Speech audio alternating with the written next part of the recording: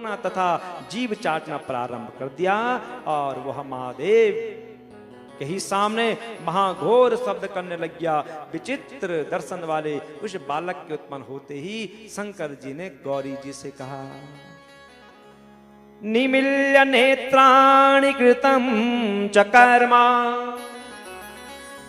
विवेशि सास्मा दैते कथम त्वं गौरी हरा तद्वचनं निशम्य विहस्यमाना प्रभमोच नेत्रे।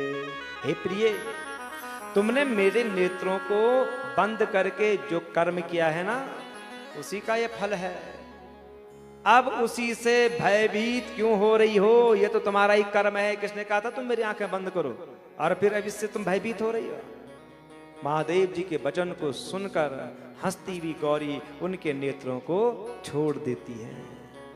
जैसे नेत्र छोड़े तो तुरंत पूरे विश्व में प्रकाश हो गया और तब प्रकाश हो जाने पर वह अंधा पुरुष अंधकार से भी अधिक घोर रूप वाला हो गया। जैसे भगवान के नेत्रों को छोड़ा तो भयानक रूप वाला पुरुष जो उत्पन्न हुआ था बालक, वह सुंदर हो जाता है, रूप वाला हो जाता है।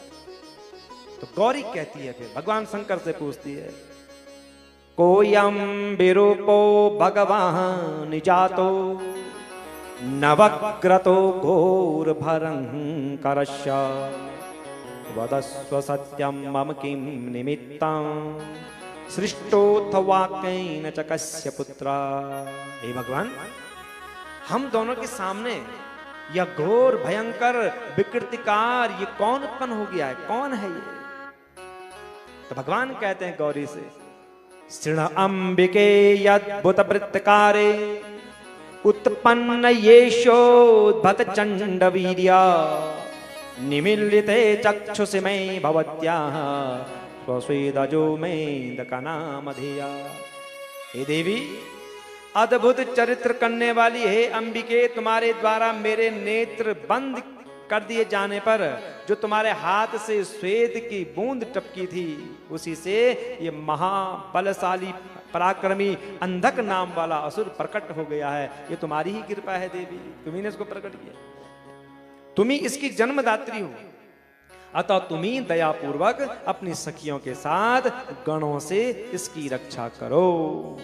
तदनंतर अपने पति के द्वारा इस वचन को सुनकर के गौरी अपनी सखियों के साथ दया भाव से अनेक प्रकार के उपायों से अपने पुत्र की रक्षा करने लग गई।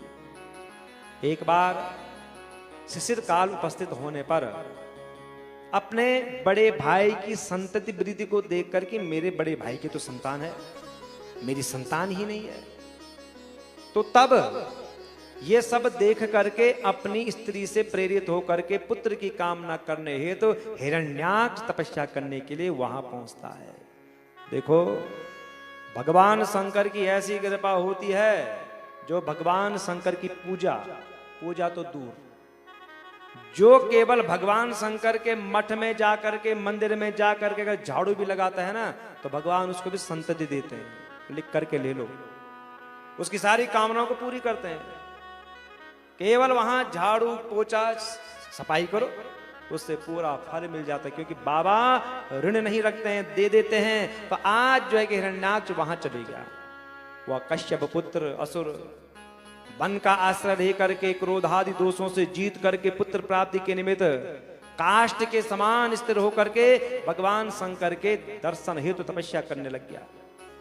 तो तब उसकी तपस्या को देख करके, उसकी तपस्या से पूर्ण प्रसन्न होकर के भगवान शंकर वर देने के लिए गए और कहते हैं, हे दैत्यनाथ कुरुनेन्द्र संगपातम किमर्थमेतद् व्रतमासितं ते प्रभोहि कामं वरदो भवोऽहं यद्दिश्यतं सकलं ददामि।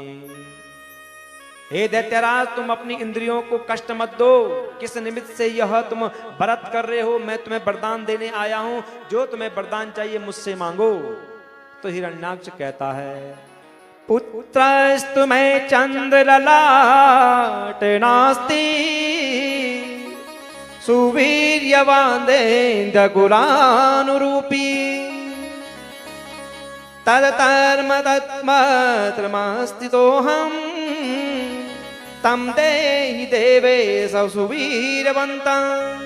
हे चंद्र बोले, मैं आपकी स्तुति कर रहा हूं, मैं आपसे प्रार्थना कर रहा हूं, मुझे दैत्य वंश के योग्य एवं अति पराक्रमी कोई पुत्र नहीं है। मेरे भाई के पुत्र हैं, मेरे पुत्र नहीं है, इसलिए मैंने तपस्या करी है। यस्माच्च भ्रातुरनित वीर्यः प्रह्लाद पूर्वा पंच पुत्रा ममेव नास्तीति गता वन्योन्यं ओम मामकं राज्यमिदं बभूवे। आप मुझे बलवान पुत्र प्रदान कीजिए, क्योंकि मेरे बड़े भाई के प्रहलाद आदि 5 महाबलवान पुत्र हैं, मेरे पुत्र नहीं है। ये राजपाट मैं किसके लिए छोड़ करके जाऊंगा? इतना मैंने जोड़ा हुआ है, इसका उपभोग कौन करेगा? मेरे इस राज्य का भोग कौन करेगा? प्रभु, यही मुझे चिंता सता रही है, मुझे पुत्र दीजिए। तब कृपालु शंकर दैत्यराज के उस वचन को सुन करके प्रसन्न हो गए और उससे बोले कि हे दैत्यराज, यद्यपि तुम्हारे तेज से पुत्र उत्पन्न नहीं होगा, फिर भी मैं तुम्हें पुत्र प्रदान करता हूं। तुम अंधक नामक मेरे पुत्र का वरण कर लो। जो ये मेरा पुत्र है अंधक, जो पार्वती के जो है कि पसीने से उत्पन्न हुआ है, इसे ग्रहण करो। ये तुम्हारे समान बलवान होगा, अजेय होगा, सब दुख को त्याग करके तुम इसे अपना पुत्र मान लो। इस प्रकार कह करके प्रसन्न होकर के पार्वती सहित त्रिपुरारी उग्र रूप महात्मा शंकर ने हिरण्याक्ष को अपना पुत्र प्रदान कर दिया। बोलो शंकर भगवान की जय। भाग्य में अगर पुत्र नहीं है, कुंडली में लिखा है कि संतान नहीं होगी, तो लिख करके ले लो, बाबा की सेवा करो, बाबा के पास जाओ, बाबा उस भाग्य को भी बदल देते हैं और उसको संततिवान कर देते हैं। इसके बाद वह महात्मा दैत्य शंकर से पुत्र प्राप्त करके यथाक्रम उनकी प्रतीक्षण करके उनकी स्तुति करके और अपने राज्य को चले गया। तदनंतर प्रचंड पराक्रमी वह दैत्य सदा शिव से पुत्र प्राप्त करके संपूर्ण देवताओं को जीत करके इस पृथ्वी को अपने देश पाताल लोक में ले करके चले गया। कौन? हिरण्याक्ष। भगवान शंकर से वरदान मांगा, भगवान शंकर ने पुत्र दिया और इसने क्या किया? पृथ्वी को लेकर के रसातल में चले गया। उसके अनंतर देवताओं और मुनियों एवं सिद्धों ने सर्वात्मक यज्ञमय तथा महाविकराल प्रधान वराह रूप का आश्रय लेकर के अनंत पराक्रम वाले विष्णु का आराधन किया कि हे प्रभु, धरती रसातल को गई है, धरती नहीं होगी, आधार नहीं होगा, तो फिर ये सृष्टि कैसे बढ़ेगी? तो तब अपनी नासिका के विविध प्रहारों के द्वारा पृथ्वी को विदीर्ण कर पाताल लोक में प्रविष्ट होकर के और एक कोने पर देखा कि पृथ्वी है।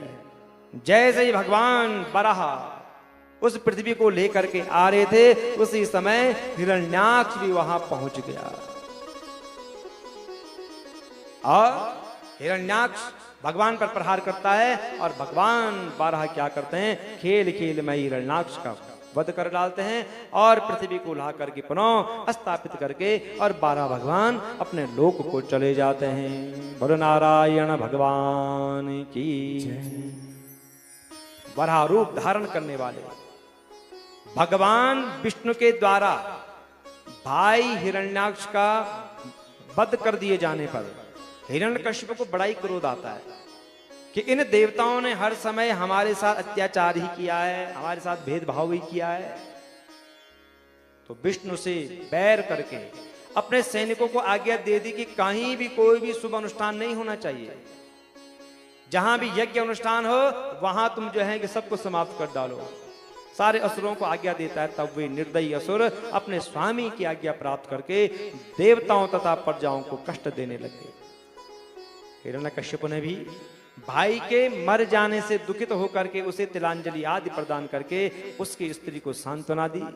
इसके बाद वह दैत्यराज अपने को अजर अमर अज्ञेय जान करके एक छत्र राज्य करने लग गया। मंदरांचल की गुफा में एक पैर पर खड़े होकर के और अंगूठे को पृथ्वी पर टेक करके दोनों भुजाओं को ऊपर करके आकाश की ओर देखते हुए महान तपस्या करने लग गया। ऐसी तपस्या करूंगा कि मैं अजर अमर हो जाऊंगा, कोई भी मुझे पराजित नहीं कर पाएगा। इस प्रकार वह असुर जब तपस्या कर रहा था तो उस हिरण्यकश्यप की तप की अग्नि आकाश तक चली जाती है। सारे देवता भयभीत हो जाते हैं, सब भयभीत हो जाते हैं। उस हिरण्यकश्यप के सिर से